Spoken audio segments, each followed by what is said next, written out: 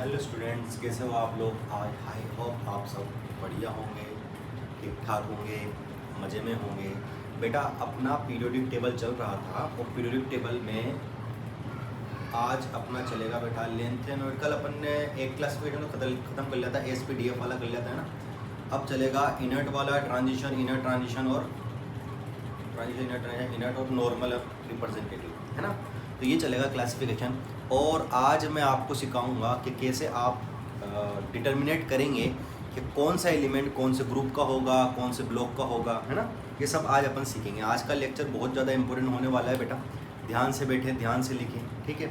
और कल से अपने जो प्रॉपर्टी चलेगी वो आई ई ए ई एन नहीं चलेगी। सबसे पहले अपन पढ़ाएंगे बेटा साइज, जेड इफेक्ट, है ना। सब चीज़ें यही पढ़ेंगे, उसके बाद अपन आगे चलेंगे, ठीक है। इस तरीके से अपन शुरुआत करेंगे और चलो शुरू करते हैं। और शुरू करने से पहले आपको एक बात और बता दूँ, मैंने क्या बात की थी लास्ट में जाते जाते कि 90 एटॉमिक नंबर 90, 91, 92 से लेके 103, है ना, टी एस से एल आर तक, टी एस से एल आर तक। ये क्या थे बेटा? एक्टेनोइड थे। क्या थे? एक्टेनोइड। और ये एक्टेनोइड थे तो मैंने बोला था ये वाले तो क्या थे बेटा? न्यूट्रल थे, नेचुरल थे, सॉरी नेचुरल थे, है ना। और नेचुरल के साथ साथ ये क्या थे? रेडियो एक्टिव थे, रेडियो एक्टिव थे। पुरानी यादें ताज़ा कर रहा हूँ। और आफ्टर यूरेनियम जितने भी आ रहे हैं, जितने भी, ये 103 नहीं, ये 103 नहीं, जितने भी आ रहे हैं 118 तक, सब क्या है? सिंथेटिक है। क्या है?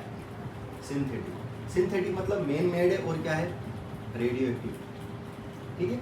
और आफ्टर 92 जितने भी एलिमेंट आते हैं सबको क्या बोलते हैं? पैरा यूरेनियम या ट्रांस यूरेनियम बोलते हैं। ये सब बातें छोटी छोटी बातें थी, अपन ने कर ली, ठीक। अब अपने पास दो क्वेश्चन हैं, उस दो क्वेश्चन को आप सोचिए। मैं आपको 4-5 मिनट का टाइम दे रहा हूँ, उसके बाद मैं आपको एक्सप्लेन करूँगा वो क्वेश्चन। अपन वो दो क्वेश्चन देखते हैं, क्वेश्चन क्या है।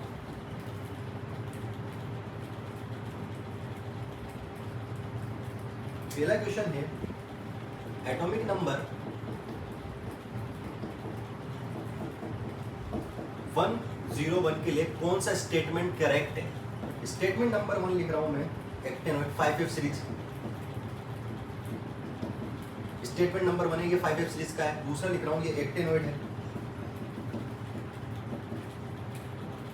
तीसरा है ये ट्रांस यूरेनिक है। फोर्थ है ये सिंथेटिक है। कितने आपके सही है ना, स्टेटमेंट में कितने सही, उसको राइट लगाना है। और 5 है ये रेडियो एक्टिव, ठीक। एटॉमिक नंबर 101 के लिए क्या सही है? और यहाँ पर एटॉमिक नंबर 105 के लिए क्या सही है? पहला 5F सीरीज, दूसरा एक्टिनोइड, तीसरा ट्रांस यूरेनिक, फोर्थ सिंथेटिक,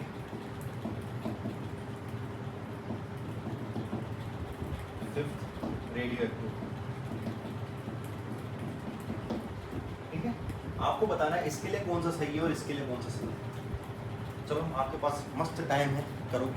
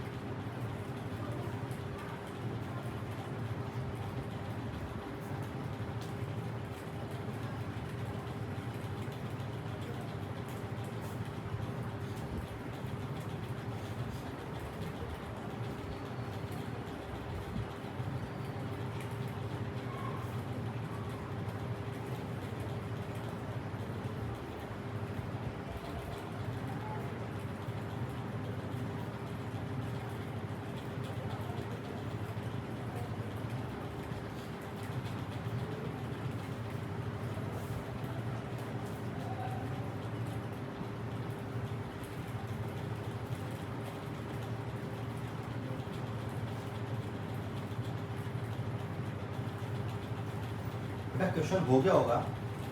देखो बेटा, मेरे को पता है 5F सीरीज में किसको बोलता हूँ। अगर मैं 4F सीरीज की बात करता हूँ तो 4F सीरीज के जो दूसरा नाम है वो है लेंथेनॉइड, और इसको एक नाम और देते हैं वो है रेयर अर्थ। ठीक है, क्या नाम देते हैं? Rare earth metal. बेटा लेंथेनॉइड बोलूँ या रेयर अर्थ मेटल बोलूँ या 4F सीरीज बोलूँ, एक ही बात है। और इसका जो एटॉमिक नंबर होता है वो होता है 58 to 71, 14 एलिमेंट आते हैं। अगर मैं 5F सीरीज की बात करूँ तो मैं बात करता हूँ एक्टेनॉइड की। तो 5F सीरीज बोलूँ या एक्टेनॉइड बोलूँ, ये कितने होते हैं? 90 से लेके 103 होते हैं। ठीक है, यही बात थी। अब देखो कौन कौन सा स्टेटमेंट अपने सही हो सकते हैं, इसमें देखते हैं अपन। 101 एटॉमिक नंबर 101 5F सीरीज का है क्या? 101 इसके बीच में आ रहा है? हाँ, इसके बीच में आ रहा है, मतलब 5F सीरीज का है।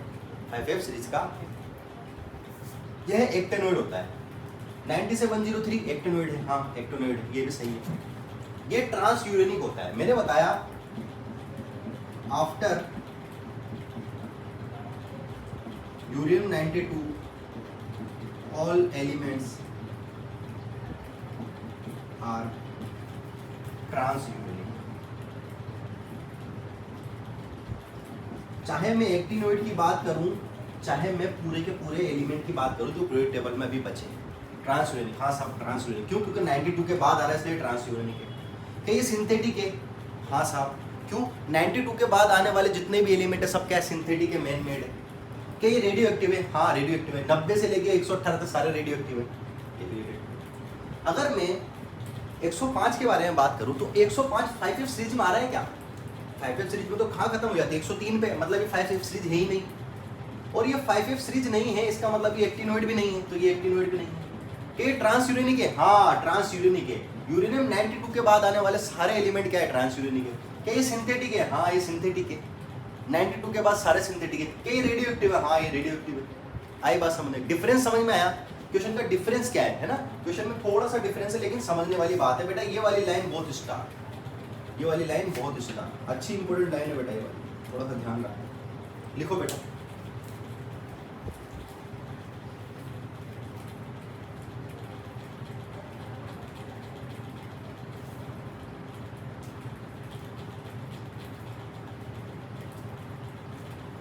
ठीक है।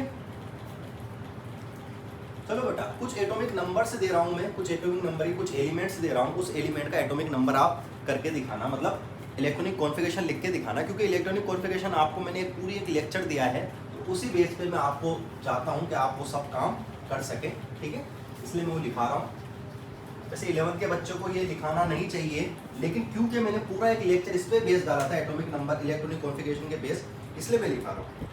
EU है ना, क्या लिखना है आपको? क्वेश्चन है इलेक्ट्रॉनिक कॉन्फ़िगरेशन लिखना है ना, इलेक्ट्रॉनिक कॉन्फ़िगरेशन लिखना है। EU 63 है, इसका कॉन्फ़िगरेशन लिखो। GB 64 है, इसका कॉन्फ़िगरेशन लिखो। TB 65 है, इसका कॉन्फ़िगरेशन लिखो। LU 71 है, इसका कॉन्फ़िगरेशन लिखो। और LR 103 है, इसका कॉन्फ़िगरेशन, ठीक है। सारे कॉन्फ़िगरेशन लिखो, 5 मिनट में मिलते हैं अपन वापस।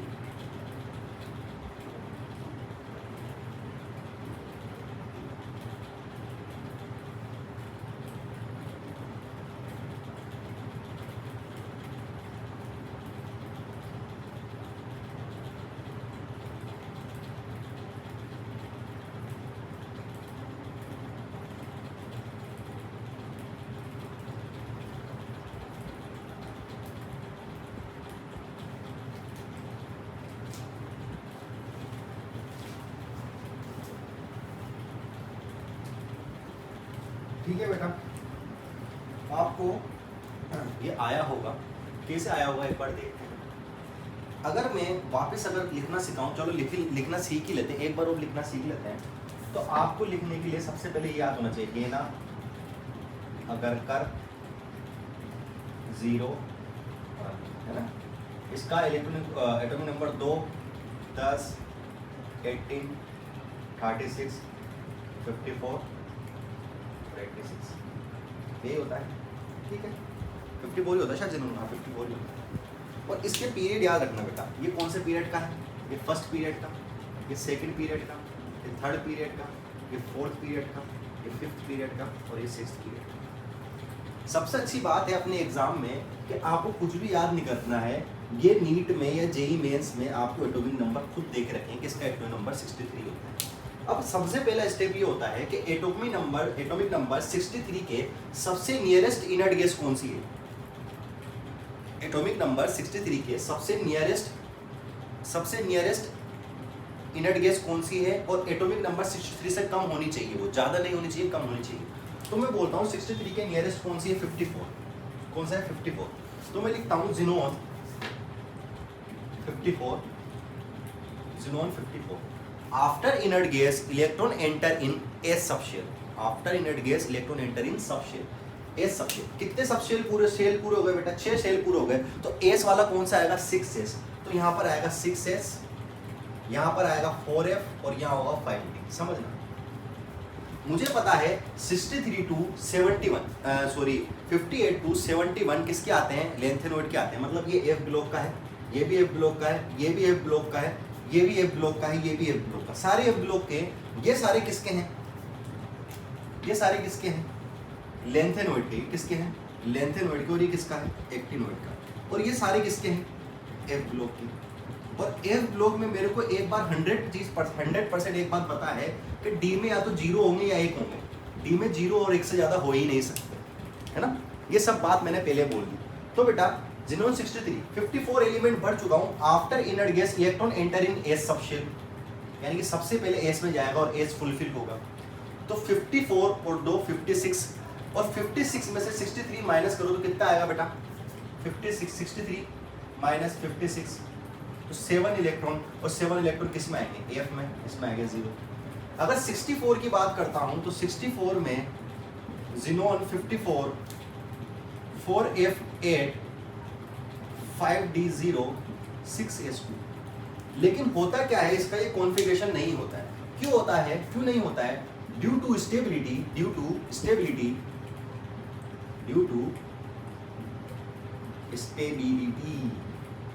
स्टेबिलिटी क्या होता है, यहां पर से एक इलेक्ट्रॉन यहां पर चला जाता है, और एक इलेक्ट्रॉन यहां चला जाएगा तो 4f क्या हो जाएगा बेटा, हाफ फील्ड हो जाएगा। और हाफ फील्ड क्या होता है, स्टेबल होता है। तो इसका कॉन्फ़िगरेशन ये ना हो कि क्या होता है, जिनोन 54 4f7 5d1 6s2। और बेटा आपको और अच्छी तरीके से समझना है तो पूरा एक सेपरेट लेक्चर बनाया हुआ है मैंने, है ना, पूरा का पूरा एक सेपरेट लेक्चर है इसके ऊपर, वो देख लेना। अगर टर्बियम की बात करूं मैं, टर्बियम में क्या होता है बेटा, 54 के बाद 4f9, अब 4f9 5d0 6s2।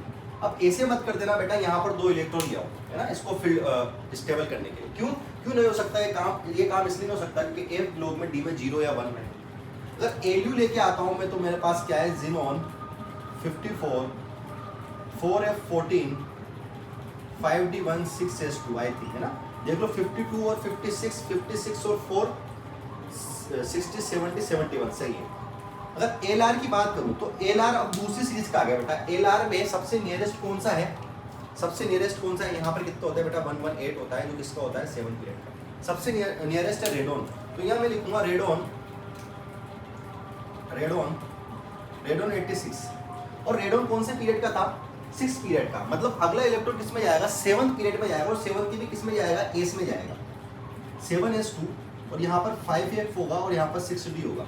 7s2 के बाद अपन को पता है ये किसका है, f ब्लॉक का, तो f में इलेक्ट्रॉन जाएंगे तो 14 इलेक्ट्रॉन f में लिख दो, तो 86 और 4 90 और 10 100 और 2 102 यानी कि एक इलेक्ट्रॉन किसमें जाएगा 6d1 में जाएगा। ये कुछ कॉन्फ़िगरेशन अपन लिखते हैं और ये कॉन्फ़िगरेशन आपको लिखना आना चाहिए किससे, इनर्ट गैस से, है ना। ये कॉन्फ़िगरेशन मैं फिर बोल रहा हूँ, मैंने एक अच्छी खासी 1.5 घंटे की वीडियो डाली है सिर्फ इसी पे, वो आप देखना और आपको समझ में आ जाएगा। उतारो इसको।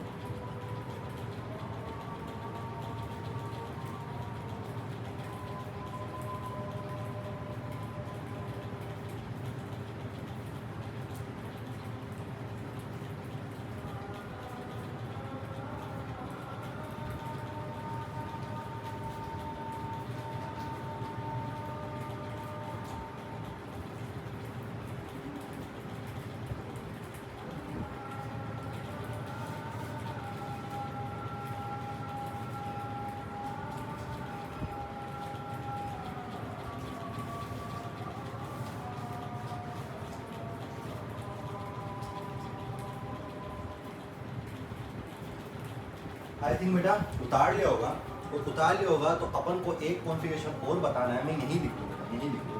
एक सीरेनियम नाम का कॉन्फ़िगरेशन होता है, मैंने पहले भी बताया, सीरेनियम 58 होता है। सीरेनियम 58 होता है, तो 58 का अगर आप लिखोगे तो लिखोगे जिनोन 54 4f2 5d0 6s2, ऐसे ही लिखोगे बेटा, ऐसे ही लिखोगे। लेकिन इसका ये कॉन्फ़िगरेशन नहीं होता है ना, इसका ये कॉन्फ़िगरेशन नहीं होता है, कुछ और रीज़न होने की वजह से, कुछ और रीज़न होने की वजह से जो कॉन्फ़िगरेशन होता है वो बिना किसी स्टेबिलिटी के कारण F में भी एक इलेक्ट्रॉन ले जाता है और D में भी एक इलेक्ट्रॉन ले जाता है ना।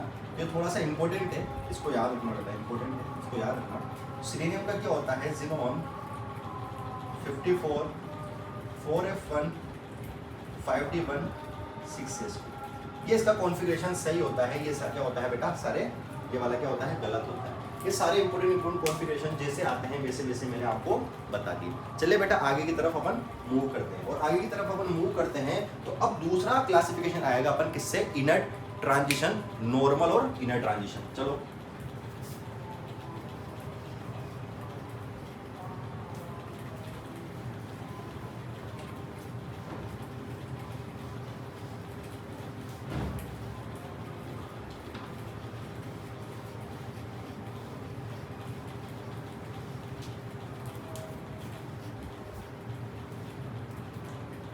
चलो बेटा अगला डालो, क्लासिफिकेशन नंबर 2, इनर्ट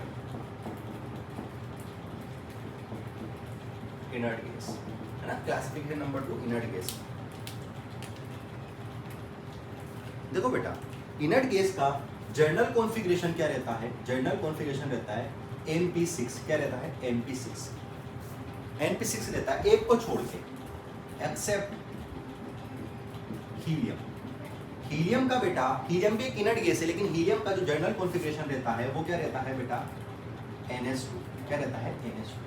अब ये NSP और NP6 आया कैसे, वैसे ही जैसे कि बेटा अपन बात करते हैं helium, neon, argon, krypton, xenon और रेडॉन। अगर इसकी बात करते हैं तो इसकी बात करते हैं बेटा, तो आपको जो कॉन्फ़िगरेशन देखने को मिलेगा, हीलियम में मिलेगा 1s2, नियॉन में मिलेगा 2p6, आर्गन में मिलेगा 3p6, क्रिप्टोन में मिलेगा 4p6, जिनोन में मिलेगा 5p6 और रेडोन में मिलेगा 6p6। लिख के देख लेना बेटा, आपको यही मिलेगा, लास्ट जो कॉन्फ़िगरेशन आपको यही मिलेगा। तो इन सब में तो मेरे को क्या मिल रहा है बेटा, NP6 मिल रहा है, और इसमें क्या मिल रहा है, NS2 मिल रहा है ना। यही है बस इनर्ट गैस, मोड कुछ भी नहीं है बेटा, उतारो उसको।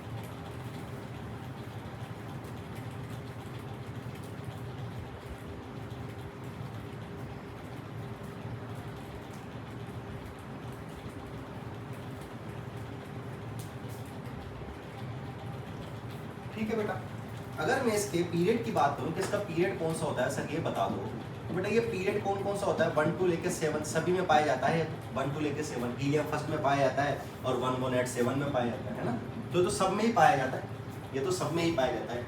और अगर बेटा आप ग्रुप की पूछो तो भाई ग्रुप कौन सा होता है इसका, तो ग्रुप अपन बोल देंगे बेटा 18th ग्रुप या 0 ग्रुप। रिलक्टेंट ग्रुप या जीरो ग्रुप। और ये क्लासिफिकेशन काफ़ी है किसके लिए, इनर्ट के लिए है ना, ये काफ़ी क्लासिफिकेशन काफ़ी है इनर्ट के लिए, अपन को ज़्यादा दिमाग नहीं लगाना है इसमें। लिखो बेटा,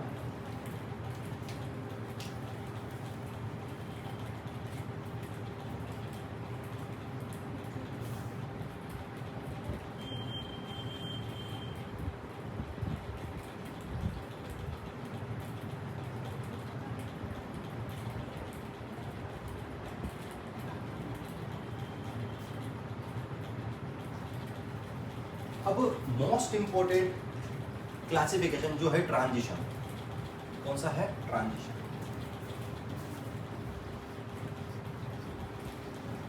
सबसे मोस्ट इंपॉर्टेंट क्लासिफिकेशन है transition.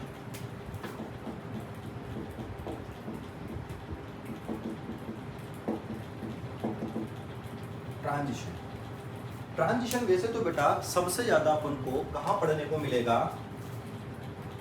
12th class D block में। किसमें पढ़ने को मिलेगा, 12th क्लास डी ब्लॉक, ठीक है। वैसे 12th क्लास डी ब्लॉक में देखने को मिलता है, लेकिन अपन क्या है, थोड़े से स्मार्ट बच्चे हैं तो ट्रांजिशन अपन यही पढ़ने की कोशिश करेंगे, क्योंकि बहुत सारे क्वेश्चन आपको ट्रांजिशन के मिल जाएंगे आपके मॉड्यूल्स में, है ना। मॉड्यूल्स में मिल जाएंगे, या कोई पेपर बनाएगा, कोई भी टीचर पेपर बनाएगा, तो कोई भी पेपर बनाता है तो आपको ये सोच के नहीं बनाता है कि आप 11th के बच्चे। किसी भी कंपटीशन की कोचिंग में अगर आप बैठे हो तो कोई भी टीचर ये सोच के नहीं बनाता है आप 11th के बच्चे हो, सब ये सोच के बनाते हैं कि आपने टारगेट करी हुई है ना। टारगेट मतलब 11th 12th आप पास आउट, ठीक है। तो अपन पढ़ा भी वैसे ही रहे कि आप सोचो कि आप क्या हो, टारगेट हो, और टारगेट मतलब 12th पास हो, तो आप ट्रांजिशन समझो। देखना ऐसे कौन से एलिमेंट होते हैं जो ट्रांजिशन जिसको मैं बोल सकता हूँ, बिल्कुल ध्यान से। वेन, देखना, वेन लास्ट टू शेल, ध्यान से देखना, last two shell n-1d and ns are incomplete is known as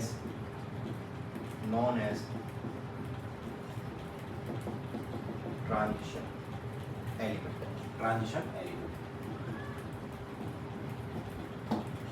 sir आप मेरे को ये बता दो कि आप क्या बोलना चाह रहे हो कि last to n-1d and ns। बेटा रुक जा, अभी बता रहा हूं, इसको ट्रांजिशन बोलेंगे, ठीक है बेटा। इसका मतलब ये है कि मान ले तेरे पास एक एलिमेंट है बेटा, एक चीज हो, लास्ट टू शेल बात कर रहा हूं मैं, लास्ट टू शेल, मैं सब शेल की बात नहीं कर रहा हूं। पहले शेल और सब शेल में बात समझ। शेल क्या होता है, शेल क्या होता है, 1 2 3 4 5 6 7 8, ये नंबर शेल होता है। ये नंबर क्या होता है, शेल होता है, ठीक है। और ये चीज मैंने तुम्हें क्वांटम नंबर जब पढ़ाया था तो क्वांटम नंबर में बताया था शेल और सब शेल। अगर मैं सब शेल की बात करूं, अच्छी तरह देखना भाई, सब शेल की बात करूं तो 1 में सब शेल होगा ओनली एस, 2 में होगा एस और पी, 3 में होगा एस और पी, 4 में होगा एस पी डी। याद करो 4 में क्या होगा, एस पी डी। और अगर सॉरी 3 में क्या होगा, एस पी और डी, है ना। 4 में होगा बेटा एस पी डी और एफ, 4 में क्या होगा, एस पी डी और एफ, है ना। और बाकी क्या चलता रहेगा बेटा, चलता रहेगा और एस पी डी एफ, है ना, ठीक है। यही बात होती है, सब शेल ही होता है ना।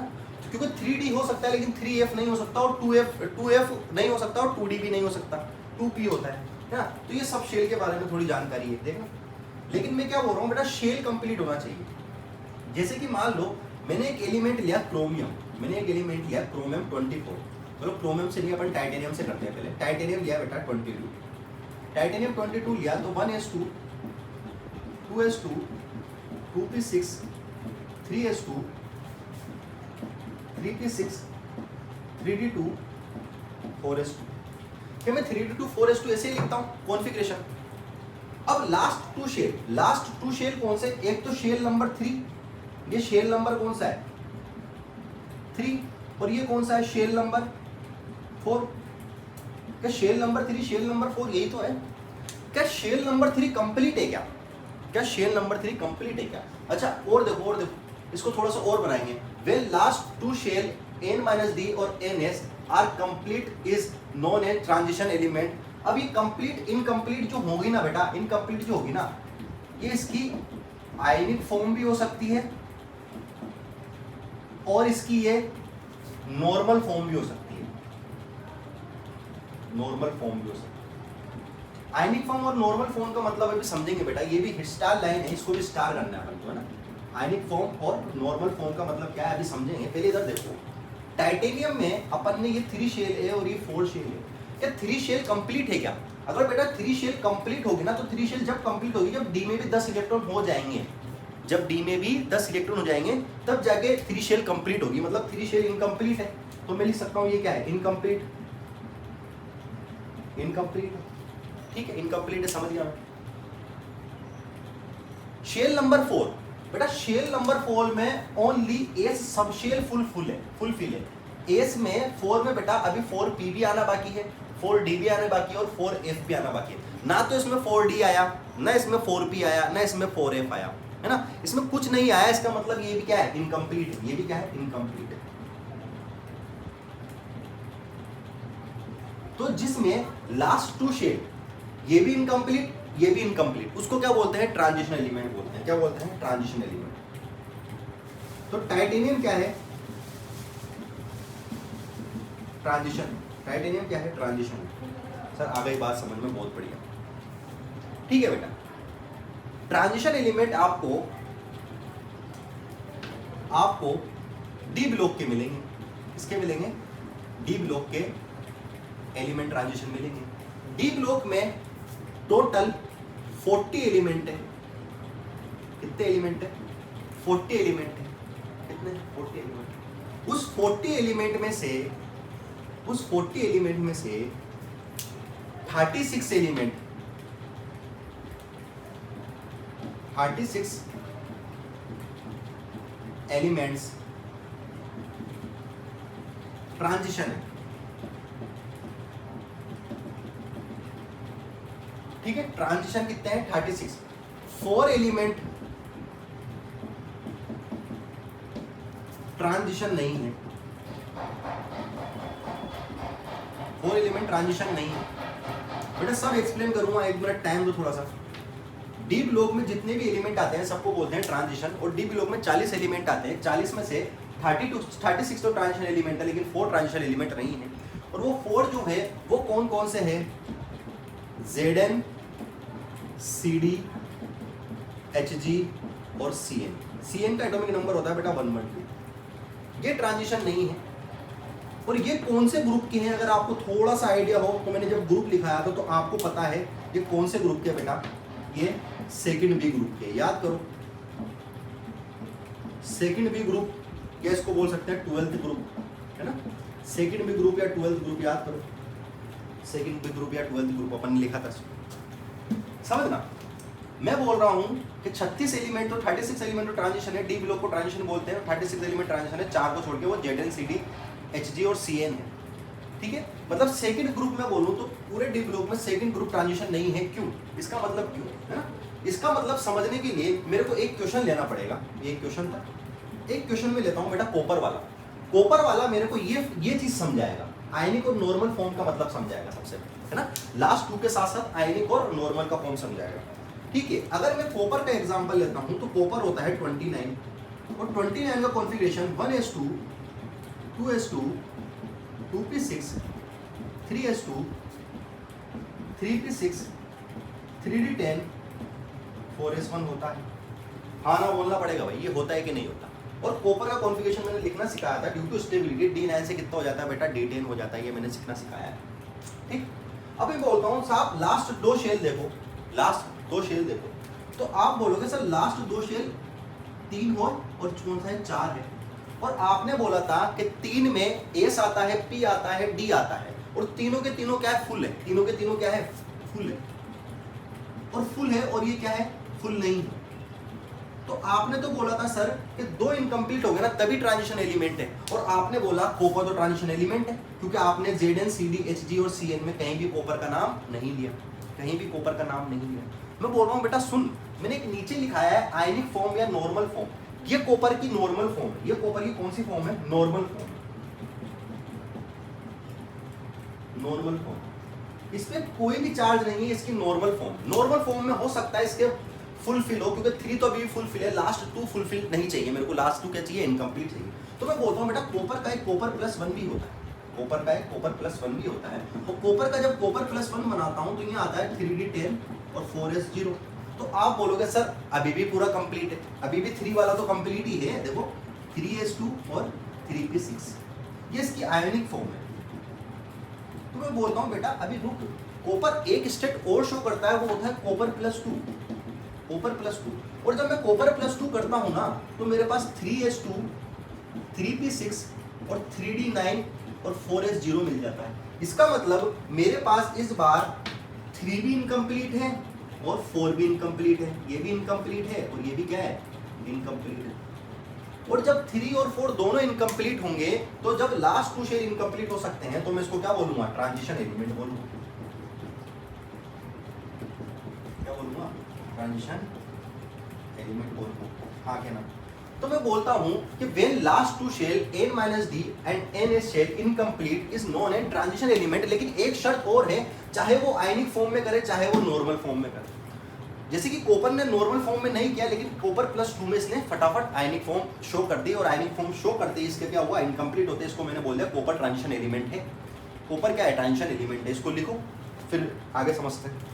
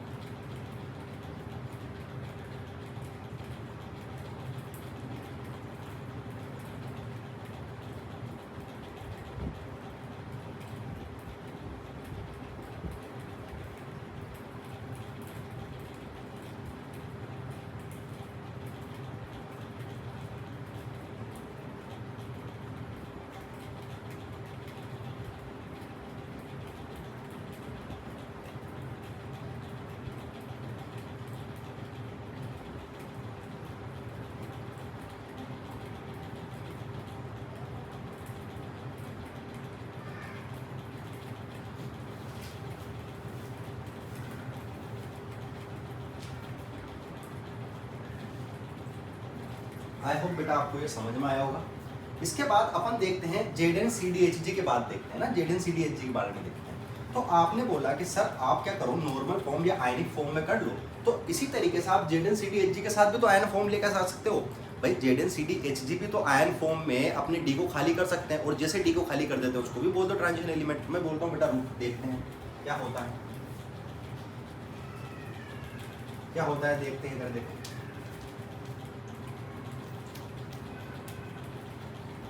जैसे ही मैं बेटा Zn की बात करता हूँ ना, Zn का कॉन्फ़िगरेशन लिखूंगा ना 3s2, 3p6, 3d10, 4s2। दो इनकम्प्लीट नहीं है, इनकम्प्लीट नहीं है तो तुम बोलोगे सर ये तो इसकी नॉर्मल फॉर्म है। क्या इसकी नॉर्मल फॉर्म है, ग्राउंड स्टेट है। आप इसको क्या करो, आयन फॉर्म में लेके जाओ। मैंने कि चलो ठीक है Zn+2 में लेके चलते हैं। अब जैसे ही Zn+2 में लेके जाता हूँ ना मैं, तो मेरे को मिलता है 3s2, 3p6, 3d10, 4s0। ये इसकी आयोनिक फॉर्म है। तो तुम बोलोगे सर एक काम करो ना सर, आपने कॉपर की भी तो कॉपर+1 के साथ साथ कॉपर+2 भी तो करी थी। है ना। तो इसकी कॉपर +2 है तो कॉपर +3 कर दो, Zn+3 कर दो भाई, Zn+2 की Zn+3 कर दो। और Zn+3 जैसे ही मैं करूंगा ना, मेरे पास क्या मिल जाएगा, 3s2 3p6 3d9 4s0। ये लोग है सर इनकम्प्लीट, ये भी इनकम्प्लीट और ये भी इनकम्प्लीट, है ना। तो ये कैसा ट्रांजिशन एलिमेंट हो गया, टीई बोल रहे, टीई हो गया बेटा। ये बेटा ऐसा नहीं है, ऐसा इसलिए नहीं है क्योंकि Zn+3 नेचर में बनता ही नहीं है, Zn+3 नेचर में बनता ही नहीं है। और Zn+3 नेचर में नहीं बनता तो वे ट्रांजिशन एलिमेंट भी नहीं होता। Zn+2 का ओनली एक OS पाई जाती है, वो कौन सी होती है, Zn+2। कौन सी होती है, Zn+2। जिस प्रकार Zn ओनली वन OS, जिस प्रकार Zn की +2 पाई जाती है ओनली, उसी प्रकार CD की भी +2 पाई जाती है और Hg की भी +2 पाई जाती है और Cn की भी क्या पाई जाती है, +2 के अलावा ये कोई भी OS शो नहीं करते, और +2 के अलावा ये कोई भी OS शो नहीं करते, तो ये ट्रांजिशन एलिमेंट भी नहीं बनेंगे। क्यों नहीं बनेंगे, क्योंकि इनके D हमेशा क्या रहेंगे, फुलफिल्ड रहेंगे। और ट्रांजिशन एलिमेंट के लिए शर्त ही क्या है कि n-1 DB क्या होनी चाहिए, इनकम्प्लीट होना चाहिए। इसमें ये कभी भी इनकम्प्लीट नहीं हो सकता, और इसमें कभी भी इनकम्प्लीट नहीं हो सकता, तो ये ट्रांजिशन एलिमेंट भी नहीं है। उतार लो इसको भी।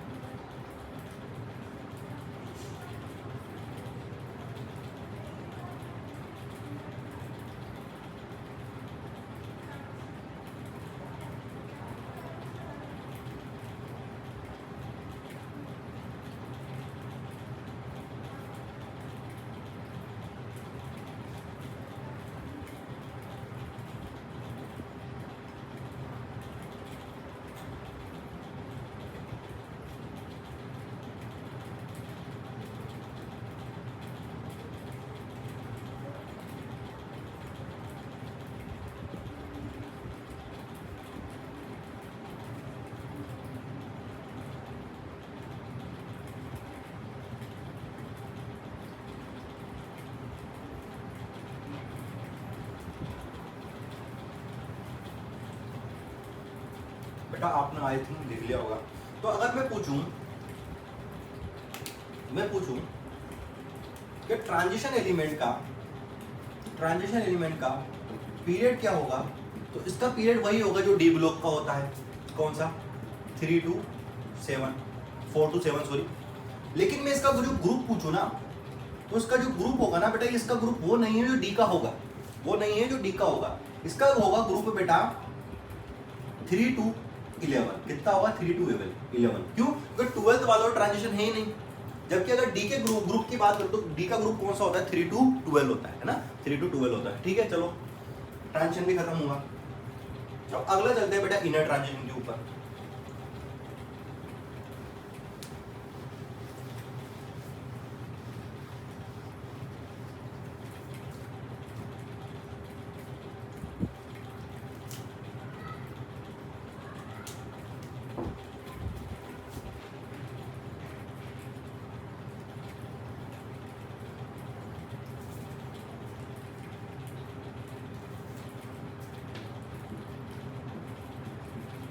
इनर ट्रांजिशन की डेफिनेशन वो है कि व्हेन 2, अब ये 2 की जगह बस क्या आएगा बेटा, 3, 2 की जगह क्या आएगा, 3। की जगह क्या आएगा 3। कौन कौन से, n, n-1d, ns and n-2f।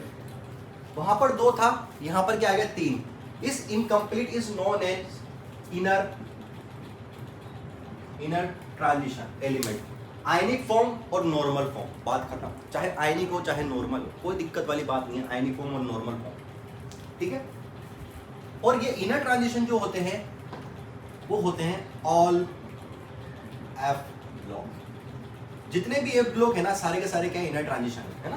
अपन उसमें तो क्या कर सकते हैं, डी में तो छोड़ भी लेते ना एक ग्रुप, इसमें कुछ नहीं छोड़ना, सारे के सारे क्या है इनर ट्रांजिशन। और अपन को एफ ब्लॉक का पीरियड तो पता ही है, जो एफ ब्लॉक का पीरियड होगा वही किसका होगा, इनर ट्रांजिशन का होगा। जैसे 6 to 7, 6 और 7। और अगर ग्रुप की बात करूं तो वही ग्रुप होगा जो एफ ब्लॉक का था। एफ ब्लॉक का सिर्फ एक ही ग्रुप था, लार्जेस्ट ग्रुप, कौन सा, 3rd बी।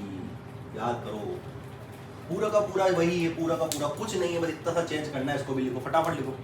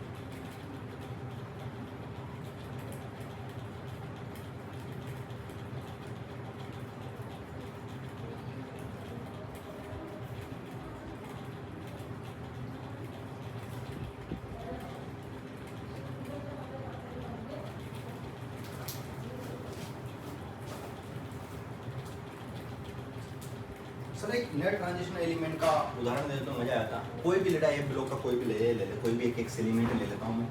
EU ले लेते हैं, EU63 ले लेते हैं। EU63 ले लेते हैं तो जिनोन हो गया। जिनोन क्या था, 54 था, फिर 4F, फिर 5D, 6S2 तो हमेशा फुलफिल रहेगा। और फुलफिल रहेगा तो इसमें कितने भरेंगे, 7 भरेंगे, और इसमें 0 भरेंगे।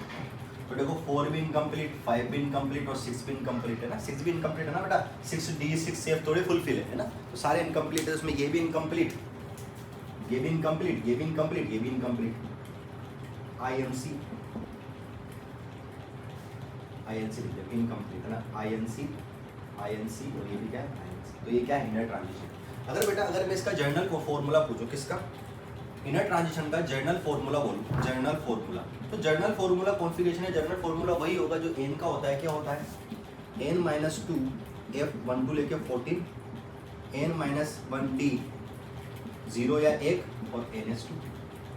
इसमें वही फॉर्मूला होगा जो किसका था, F का था। लिख लो बेटा।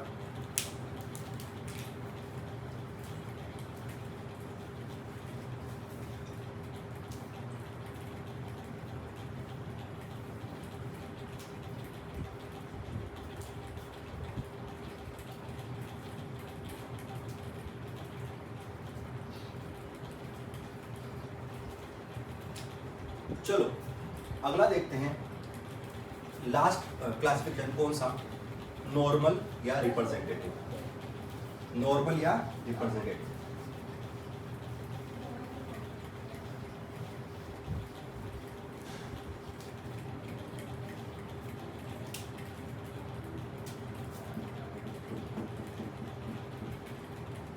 नॉर्मल।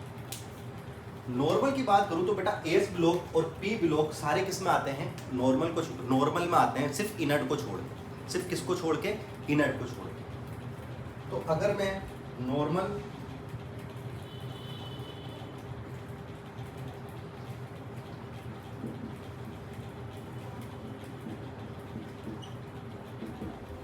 रिप्रेजेंटेटिव भी बोलते हैं बेटा इसको, है ना, रिप्रेजेंटेटिव या नॉर्मल की बात करूं तो बेटा ये किस में आते हैं, इसमें लिख सकते हैं आउटर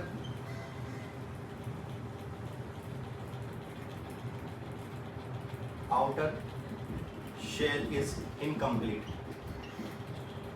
कोई सा भी आउटर शेल क्या होगा बेटा, इनकम्प्लीट होगा। जैसे कि एक एलिमेंट लिया, उसमें क्या है 1s2 2s2, तो आउटर शेल इनकम्प्लीट। बेटा सब शेल कंप्लीट है, आउटर शेल इनकम्प्लीट है। एक एलिमेंट और ले लिया, एक जस्ट ले लेते हैं, 1s2 2s2 2p3, ये भी इनकम्प्लीट है। तो S block and P block, S block and P block क्या होते हैं बेटा, नॉर्मल एलिमेंट होते हैं, नॉर्मल या रिप्रेजेंटेटिव होते हैं। किसको छोड़ के, 18th को छोड़ के, 18th को छोड़ के। क्यों 18th को क्या बोलते हैं अपन, इनर्ट बोलते हैं ना, 80 को क्या बोलते हैं, इनर्ट बोलते हैं। तो इसका जनरल फॉर्मूला बात, अच्छा इसका पीरियड देख लो, पीरियड कौन कौन से हो सकते हैं, 1 to लेके पूरा 7 हो सकते हैं। और अगर इसकी पीरियड की बात करूँ तो इसका पीरियड कौन कौन से हो सकते हैं बेटा, 1 to एस ब्लॉक का, और 13 से लेके 17 पी ब्लॉक। ये तो कौन सा है, एस ब्लॉक, और ये कौन सा है, पी ब्लॉक, ठीक है, ये दोनों हो सकते हैं। तो अपना ये लास्ट क्लासिफिकेशन था, वो लास्ट क्लासिफिकेशन आपका हो गया है, ठीक है बेटा, इतना ही ठीक है आज के लिए। लास्ट क्लासिफिकेशन के बाद जो अगला टॉपिक है वो कौन सा है, डिटर्मिनेशन अपन करना सीखेंगे किसका, ग्रुप का और पीरियड का, वो बाद में देखते हैं ना, जेड इफेक्ट वगैरह कल की क्लास में अपन देखेंगे। अभी के लिए इतना ठीक है, ज़्यादा बड़ी क्लास भी ठीक नहीं है, ठीक है, क्योंकि आपका इसके बाद सिर्फ मेरे को एक रेडॉक्सिलेशन करवाना है। रेडॉक्सिलेशन में 2-3 लेक्चर मैं करा दूँगा, है ना, 2-2 घंटे के 3 लेक्चर बहुत है, ठीक है बेटा, पढ़ते रहिए, मुस्कुराते रहिए, टाटा।